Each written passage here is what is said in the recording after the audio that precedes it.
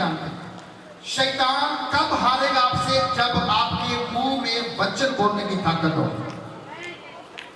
प्रभु यीशु का सामना जब शैतान ने किया, शैतान को क्या लगा कि क्या है, परमेश्वर का पुत्र यीशु मसीह क्या हो गया, कमजोर हो गया।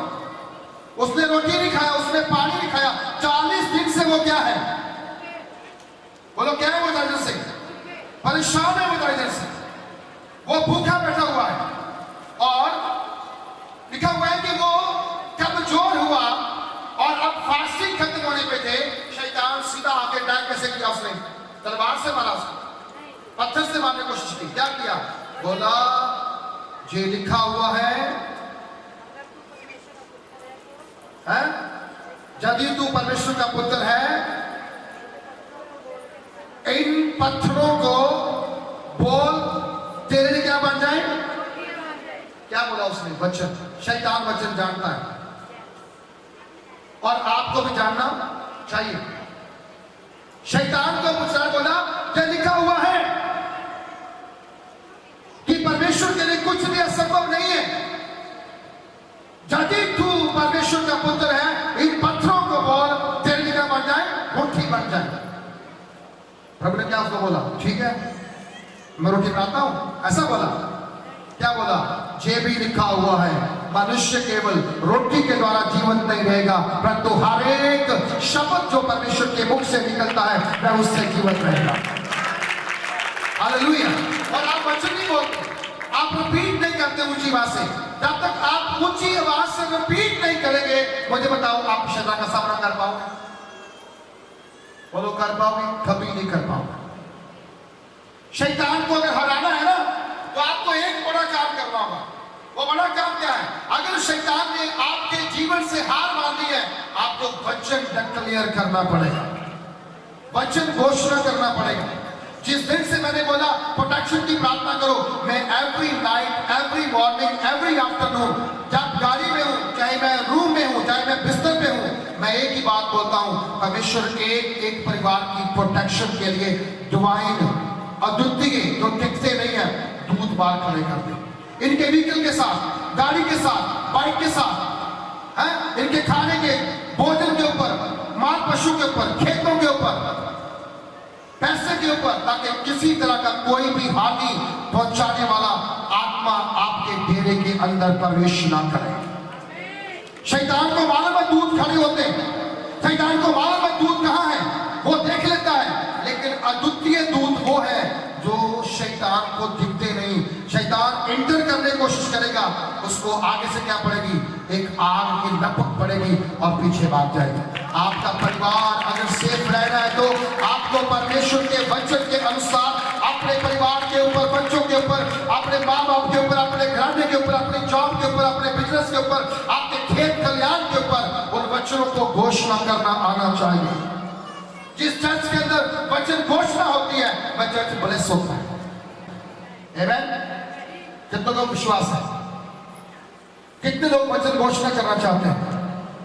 किया करो, डाल लो, आदत डाल लो कि मुझे वचन को बोलना ही बोलना है, मैं वचन की बात करूंगा ही करूंगा। इसको आदत बना लो। आप पढ़ना स्टार्ट करो और बोलना स्टार्ट करो। जब आप वचन पढ़ते हैं तब ऊंची ऊंची पढ़ने की जरूरत नहीं है। वचन को पढ़ने के समय अपनी आवाज मत निकालो, सिर्फ आपका आत्मा, आपका दिल जाने आप कौन सा वचन पढ़ रहे हो। लेकिन जब आप प्रेयर करते हो, आप प्रेयर के अंदर वचनों को डिक्लेयर कर सकते हो। हालेलुया। आप कह सकते, खुदावंद तेरे वचन में लिखा गया है मैं खोलने वाला हूं और मैं बंद करने वाला हूं। तेरे वचन में लिखा गया है मैं मांगूंगा तो मुझे दे देगा। तेरे कलाम में लिखा गया है मैं तेरा छंगा करने वाला परमेश्वर हूं। कोई बीमारी आपकी बॉडी के अंदर इंटर नहीं करेगी, कोई जरूरत आपकी रुकेगी नहीं, कोई प्रार्थना आपकी रुकेगी नहीं, क्योंकि आप परमेश्वर की आवाज को सुन लेते हो और परमेश्वर की आवाज पर ईमान रखते हो। और इस स्थान पर लिखा गया है, उसने बोला राजा ने मुझे क्या किया है, मोआब से और पूर्वी पहाड़ों से बुलवा भेजा कि आ और याकूब यानी इस्राएल को क्या दे, श्राप दे। आपको लोग श्राप दे रहे हैं, इन दिनों में श्राप दे रहे हैं। अगर बचना है तो क्या करना होगा, घुटनों पे आना पड़ेगा। कैसे आना पड़ेगा? सारे बोलो कैसे आना पड़ेगा? घुटनों पे आना पड़ेगा, प्रार्थना में बैठना पड़ेगा, उपवास करना पड़ेगा। जब तक आपने उपवास नहीं किया, जब तक आपने प्रार्थना नहीं किया, आप परमेश्वर को फिर ब्लेम नहीं कर सकते, खुदा तूने मेरे लिए काम नहीं किया। आप फिर कह नहीं सकते परमेश्वर मेरा क्या दोष है कि मैंने इतनी प्रार्थना की, इतना दान दिया, इतना कुछ किया, मेरी आवाज तो सुनता नहीं। प्रभु कहता है मैं तेरी आवाज सुनने को तैयार हूं, पर क्या तो मेरे सामने घुटनों पे आने को, बोलो घुटनों पे आने को तैयार हो?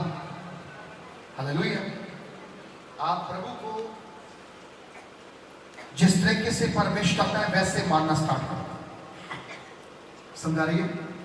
हेलो, कितने समझा? हाथ हिलाओ। प्रभु को कैसे मानना है? जैसा वो चाहता है वैसे मानना। फिर जब आप वैसे मानोगे जैसे परमेश्वर चाहता है, और परमेश्वर आपको पसंद कर गया, फिर परमेश्वर वो करेगा जो आप चाहते हो। समझा रहे हैं? फिर परमेश्वर वो करेगा जो आप चाहते हो। इसलिए कलाम में लिखा हुआ है, उसने क्या दिया उसको? बोला कि जा और शाप दे और इस्राएल को क्या दे? धमकी दे। हेलो, क्या दे? पहले बोलो क्या दे? जो आज धमकी मिलती है ना, पहले नहीं मिलती थी। ये मोआब का राजा बलाक के कहने से ही एक दूसरे को धमकी का क्या हुआ? सिस्टम स्टार्ट हुआ है। और धमकी किसको दी जा रही है? इजराइल को। कौन इजराइल? वो इजराइल जिसके लिए उसके परमेश्वर ने समंदर, लाल समंदर को दो भागों में बांट दिया, पानी खड़ा कर दिया, निकलने दिया उनको। कितना टाइम लगा? 40 लाख लोग है ना, सॉरी 40 साल की गुलामी वाले लोग, लगभग 20 लाख के लोग करीब जो वहां से गुजर रहे थे। अरे एक 100 बंदे गुजरना हो तो आधा घंटे का रास्ता स्टॉप हो जाता है, ट्रैफिक जाम हो जाता है, 1 घंटा लगाता है। तो 40 साल की गुलामी तोड़ करके 20 लाख के करीब लोगों को लाल समंदर से गुजरने के लिए 1 दिन 1 घंटा नहीं लगा होगा, लगभग हफ्ता लग गया होगा वहां से गुजरते गुजरते। और उस 19 दिन तक, तब तक वो बाहर नहीं गए पानी द्वारों में। बोलो पानी द्वारों में, पानी द्वारों में, बोलो पानी द्वारों में क्या हुआ? खड़ा रहा। पानी किसकी बात मानता है? हाँ जी, किसकी बात मानता है? परमेश्वर की बात मानता है।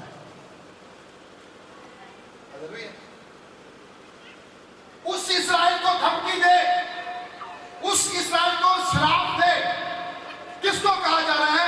नबी को, क्योंकि वो जानता है नबी का वचन जो है वो परमेश्वर की ओर से होता है, और परमेश्वर उसकी बात को कभी टालता। सारे बोलो कभी टालता।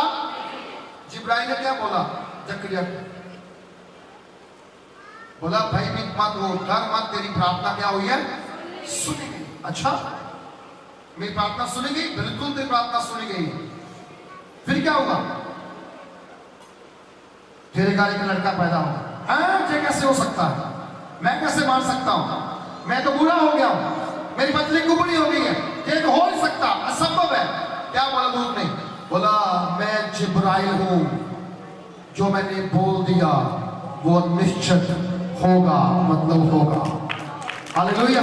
परमेश्वर का वचन उसके नबियों के द्वारा, दासों के द्वारा जो वर्ड्स रिलीज होते हैं, उस पर डिले हो सकता है, उस पर टाइम लग सकता है, लेकिन वो पूरा तो जरूर होता है। बोलो पूरा तो जरूर होता है। इसलिए मैं आज आपको बताना चाहता हूं, उसने कहा, मुझे कहा धमकी दे। क्या दे? धमकी दे। परंतु जिन्हें परमेश्वर ने शाप नहीं दिया, उन्हें मैं शाप कैसे दे सकता हूं? क्या बोल राजा को? राजा के सामने बात करने की हिम्मत चाहिए ना। बोलो हिम्मत। बलाम को मालूम है अगर मैंने उसकी बात ना मानी, तलवार मुझे काट सकती है, मैं जेल में जा सकता हूं, मेरी जान जा सकती है, मेरा परिवार बढ़ सकता है, पर जो दलेरी परमेश्वर ने उसके अंदर दी हुई थी वो उसे रुकने नहीं दे रही थी। और उसने साफ क्या बोल दिया? उसने साफ साफ ये बात कह दी कि जिस परमेश्वर ने इज़राइल को, याकूब को श्राप नहीं दिया, मैं कैसे श्राप दे सकता हूं? आज एक बात आप याद रखना, परमेश्वर ने आपको ब्लेस किया है, बड़े से बड़ा जादूगर भी आपको श्राप दे, कभी श्राप आपके ऊपर नहीं आएगा, यीशु मसीह के नाम में।